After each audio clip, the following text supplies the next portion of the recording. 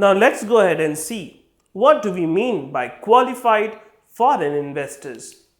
So qualified foreign investors could be individual or could be institutions or could be groups or association or residents who are interested to invest in Indian economy through various segments, through the various prescribed segments.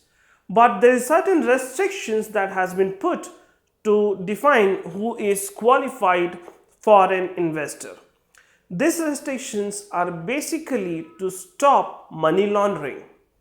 So those people or those organizations can only qualify as qualified foreign investor where which are restricted to country that is a member of Financial Action Task Force. So FATF is a body which generally evaluates the countries or the persons on the basis of their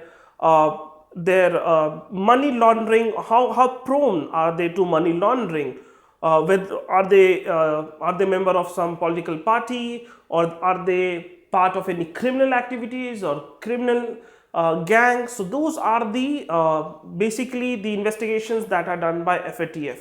So if the country is a member of FATF, we restrict them from being qualified foreign investors.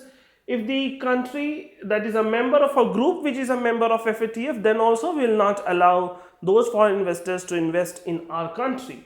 Country that is signatory to International Organization of Securities Commission's multilateral memorandum of understanding. So this has nothing to do with for your money laundering, but yes, as per the memorandum of understanding, if the country is a signatory for the International Organization of Securities Commission, multilateral memorandum of understanding will be restricting them as qualified foreign investor.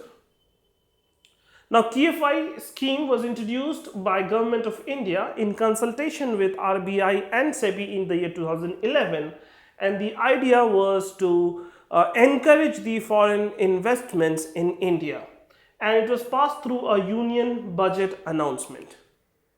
So what is the objective behind having a QFI? The objective is to deepen and infuse more foreign investments in Indian capital market, reduce the market volatility as individuals are considered to be more stable investors than the institutions.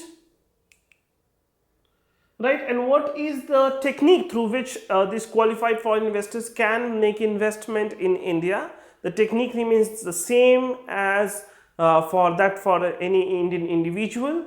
They need to open a demat account with a qualified depository participant, and they can make investment into the equity and debt schemes of Indian mutual funds or mutual funds, equity shares that are listed on stock exchanges, equity shares that are offered through public offers, corporate bonds listed or to be listed on recognized stock exchange, though the corporate bonds are not very much famous in India as compared to what they are in US. Still, if the corporate bonds are being listed or being issued, the qualified foreign investors are encouraged to make investment there. They can also invest in government securities like treasury bills and the corporate securities like commercial papers.